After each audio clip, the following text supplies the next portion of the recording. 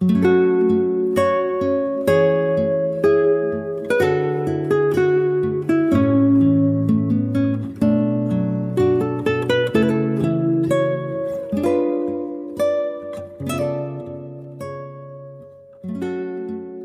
is God and Autobiography, the podcast, a dramatic adaptation and continuing discussion of the book God and Autobiography as Told to a Philosopher by Jerry L. Martin. He was a lifelong agnostic, but one day he had an occasion to pray. To his vast surprise, God answered in words. Being a philosopher, he had a lot of questions, and God had a lot to tell him. Episode 182.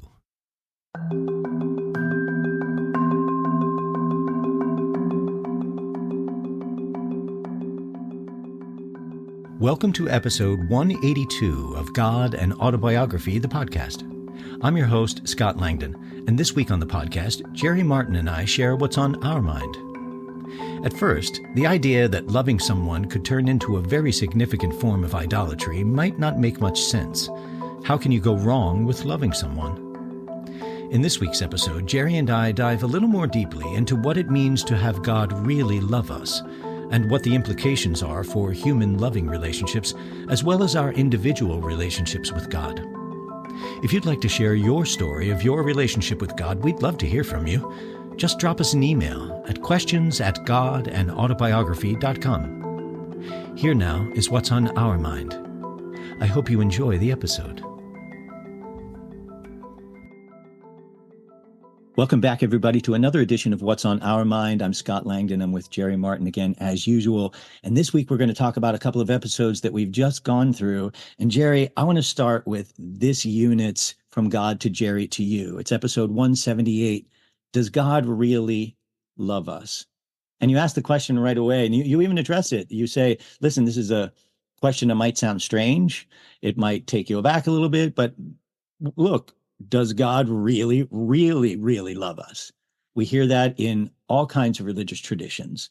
God loves us. God is love, even, is talked about. But does God really love us? And we know that there have been a lot of philosophers, even theologians, who have said, God isn't capable of that kind of thing, or whatever it might be. But you addressed a lot of this in that episode, and I was fascinated by it. Does God really love us? Well, it's kind of shocking in one way, because you read some of these high theologians like the great Saint Anselm, who's the one who formulated the idea that theology is faith seeking understanding, which is like the perfect definition of theology, faith seeking understanding. And yet when you read him, he has trouble with the concept that God loves us. And the reason he has trouble is that God is too perfect to love us. God is eternal, unchanging being of some sort. And love is, for one thing, it's an emotion. And they thought a perfect being wouldn't have emotions. That's just, your body reacting to events or something, the way fear is or hunger is. And God doesn't have feelings. And so God can't actually love us, he concludes. But thankfully, he says, God brings it about that it feels to us like love. And I comment in that episode, if I learned about Abigail, she doesn't actually love me, but she arranges it, magic pills or something, so it feels to me like love, I would be profoundly disappointed. But so that, hence the question, does God really, really, really love us? And my answer is yes, and part of that answer is, well, God is a person. Who loves? Well, it needs to be a person. My computer doesn't love me. We have a microphone here. That doesn't love me. My desk doesn't love me. I may love them, my favorite chair or whatever. But my chair does not love me. It's an unrequited love. It takes a person. It takes a person to have it go both ways, if you will. The relationship is both ways. So you can have someone intending love towards someone else and someone receiving that and feeling good about it and wanting to reciprocate. So you give back, and it becomes this two-person thing. So obviously it's a relationship. So if God is in some kind of relationship with us, then God must be capable of love. You have to at least start with the idea of two, which for me, you know how I have difficulty with duality. So that notion anyway, if God is a person and I can accept that and I can say, okay, well, let's go with this notion that God is a person, then God must be capable of loving because that's what persons do. Yeah, that's almost you might say a definition, or if you were to unpack the definition of what a person is in part, I'm told this from God to Jerry, the personal is essentially interpersonal. Mm. So to respond to other persons is what a person is, you might say. And what are the basic responses, person to person? The most fundamental, you might say, is love. Otherwise, we're just bobbling around in the water adjacent to one another. But it's love that creates the ties. That's the basis of family, society, community, shared commitments and goals and so on. Underneath all of that is this deep caring for each other, which at its ultimate form is love. We think about how we might love our pets and how our pets might love us, or how animals might love other animals. We anthropomorphize animals all the time in our storytelling and everything else. But it does seem that I can't love my dog Watson in the same way that I would love another person, another human. There is communication there of some sort between my dog and me, where I might, he is hungry and so stares at me until I figure out that he wants me to feed him or go out or whatever. And,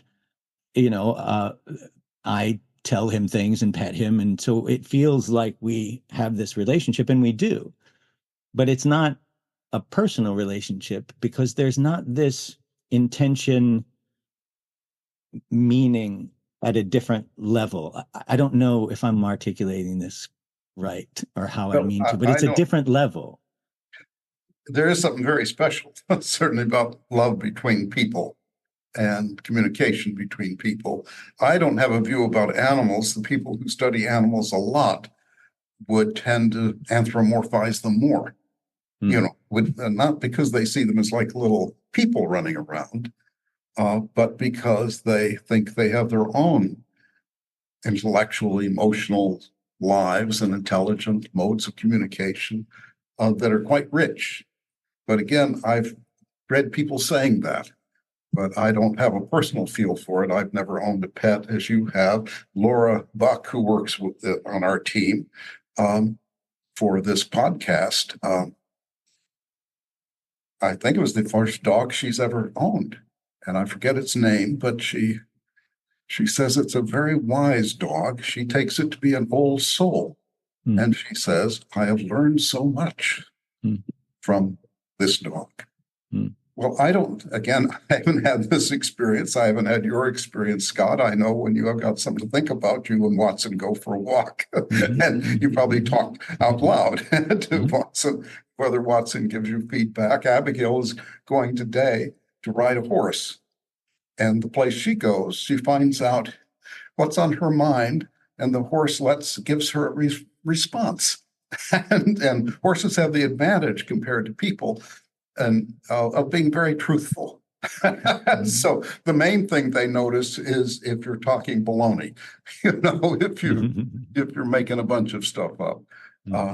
So anyway, I just don't know about the level of animals, but I do report those facts, you might say. Well, isn't it safe to assume that if God is everything, then we can imagine that our animals do love us and that we do love them? There's no question that, Watson and I have a very specific and definitive kind of relationship. Yeah. if things go the way they normally go, Watson will likely pass before I do, and I will grieve him. And, all of that very real emotion, the real grief, all of that happens in the world. And so there's certainly a relationship there. The idea of God being able to really love us, and in fact does really love us and is with us all of the time, leads into what we had next as an episode, which was replaying episode 17. And that's where God tells you what really happened with Adam and Eve. The episode's titled Where I Learn What Really Happened with Adam and Eve. And God gives you this vision of, or this understanding, or communicates to you the story of Adam and Eve that's different than the one we find in the traditional way of seeing it in the Old Testament, for example. But in it, God talks, first of all, says there wasn't really a garden and it's not two people the way, let's leave the factual kind of thing away. But as we get into what humans and proto-humans, and they first started to connect with God, God is surprised at first. And you're shocked about that. You say the development of humans is surprising. And he says, yeah, in a way it kind of was. I'm creating, and here's this creation that is now responding to me in a way that all of the other creation has not responded. What is that thing that makes it different? That now, this is responding different than everything else. What do you think that was? Well, that's described, and I don't know how it fits with the various animal stories, what I was alluding to, but those steps are actually told. Part of it has to do with language coming about. An animal gets capacity not just to make some marks or whatever, but the marks actually mean something. And once things mean something, meaning comes into the world.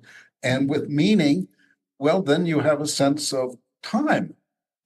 Not just what do I want now, which is, how you would think of Watson as being hungry and coming and nudging you to provide some food. But we can make plans that are 10, 20 about our grandchildren, even. We can think longitudinally and have purposes. And with purposes come norms and ideals and values, and the ability to say, well, this didn't work out because I made this a mistake. So you can appreciate values achieved, you can note values not achieved, or even, this neighbor is a bad person, stealing my chickens or something is a bad person. So that's the change now suddenly. And I think God puts it almost in this, again, kind of literalistic language. Man can look at me eyeball to eyeball, and what something's going on in man's head, looking at me or thinking about me or communicating with me. And of course, I communicated with God by praying. And it was a prayer of thanks. It was a one-way communication at first, and then God responded. That's in the very first or second episode. So that's what it is to be a person. You can respond, you might say, fully to God and to another person.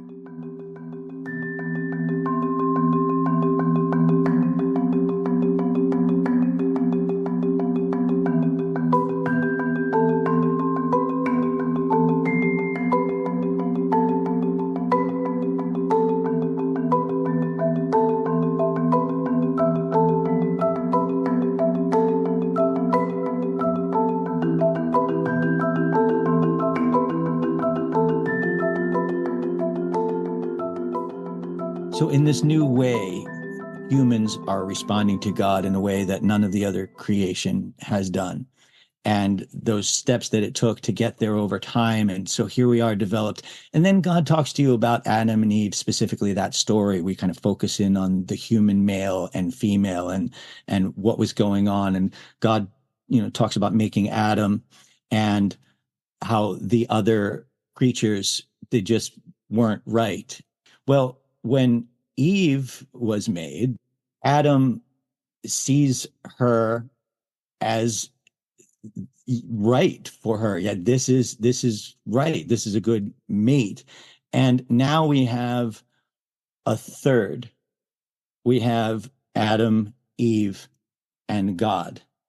And the way God talks about the fall, if you will, is not so much that Adam and Eve sinned and broke the rules, but they were going with their human desires and what it means to be human and left God out.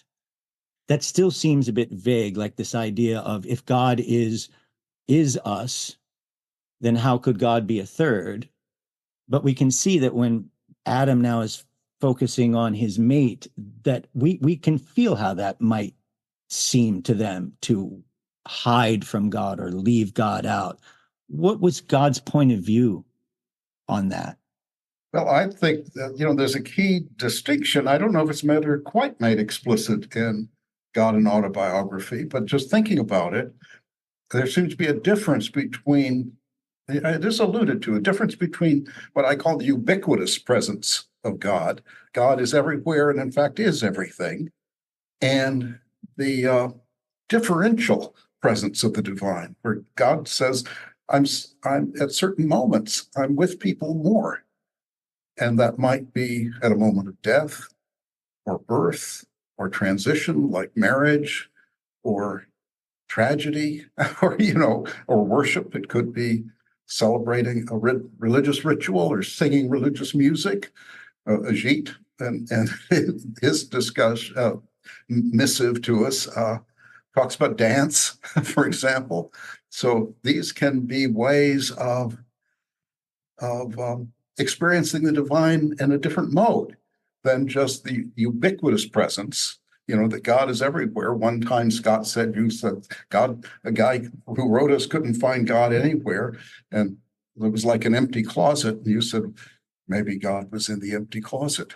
God was the empty closet. Well, yeah, Right? God's the closet, So there's sure. that ubiquitous sense. Okay, that's great. God is everywhere. But that's not quite the same as this differential presence. And God at one point tells me something like, you are a kind of embodiment of me, a particularization, something language of that sort, of me, of God. I'm the God you encounter is in fact a particularization of me.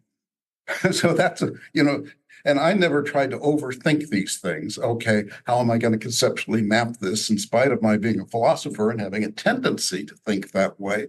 I just thought, well, let's just take it in, and then go with it. And God told me at one point, don't try to figure everything out. In fact, don't think, as I tended to, why that can't be true. Try to think how it can be true. Try to get your mind to the point where you can say, oh yeah, now I see it. If you think of it this way, or if I can get my mind to that point, or accept a kind of metaphor, sometimes it's the images you're using. You got to break through to understand something. Okay, so it's a little puzzling. The God who is everything is also highly differentiated into particulars. And there's you and me, and there's the frog in the pond, and and nature abounding in all these wonderful, marvelous particularities, of every single plant and flower and creeping moss and whatever you want to talk about. It's just abounding in rich forms of reality, life and things that aren't alive.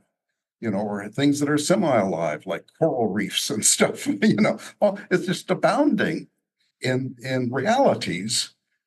At the same time, the behind it all is God or Brahman or whatever you want to call the ubiquitous divine.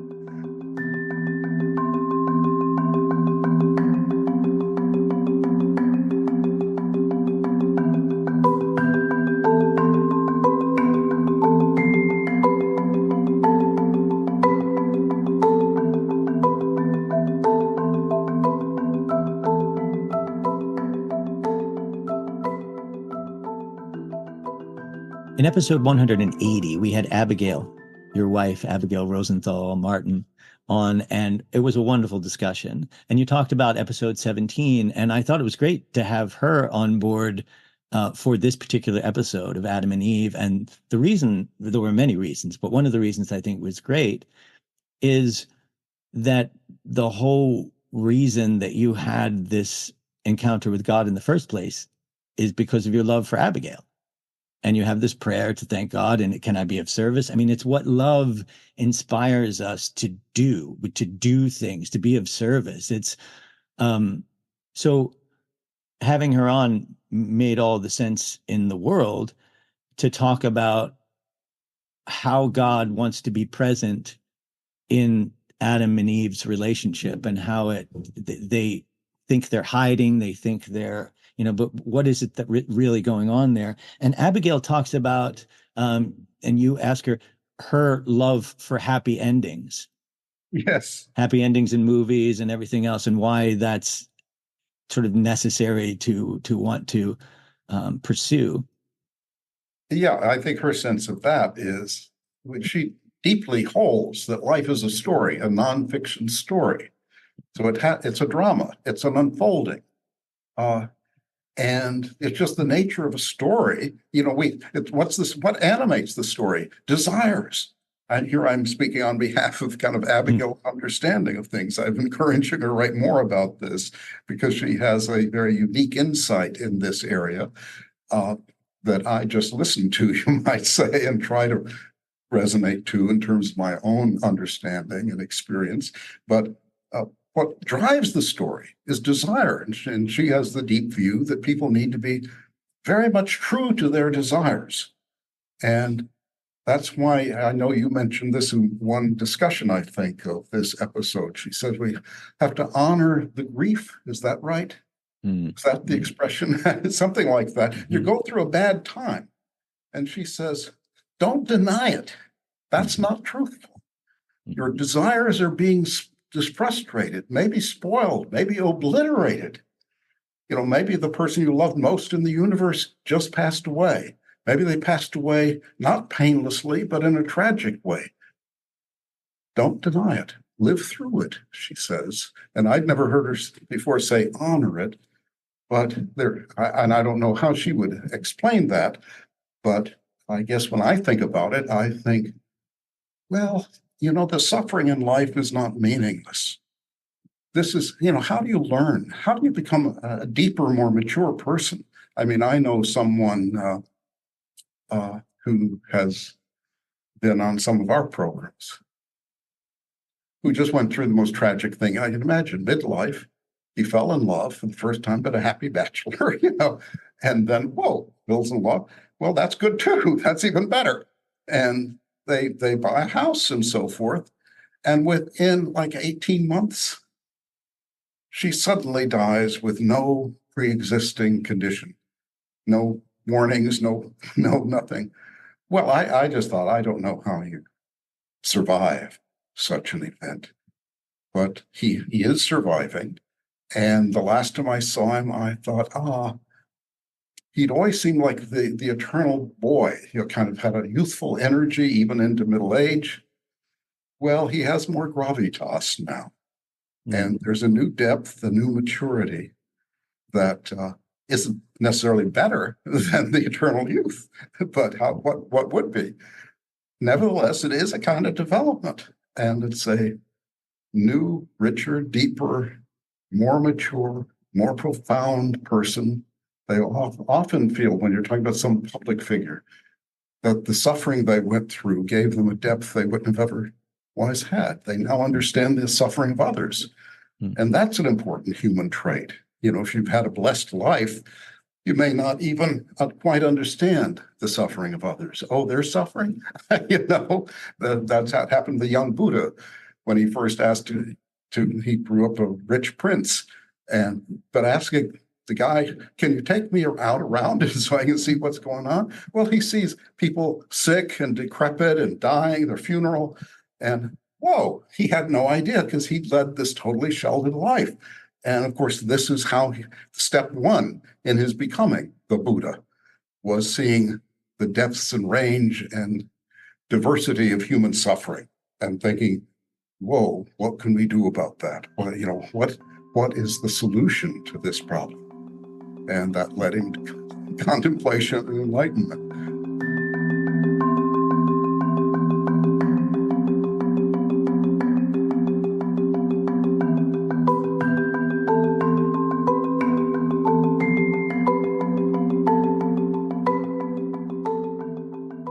Thank you for listening to God and Autobiography, the podcast.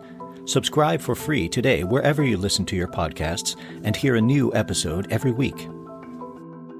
You can hear the complete dramatic adaptation of God and Autobiography as Told to a Philosopher by Jerry L. Martin by beginning with episode 1 of our podcast and listening through its conclusion with episode 44.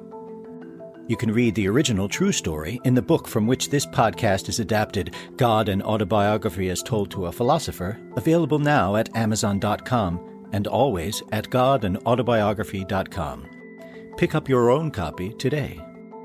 If you have any questions about this or any other episode, please email us at questions@godanautobiography.com and experience the world from God's perspective, as it was told to a philosopher.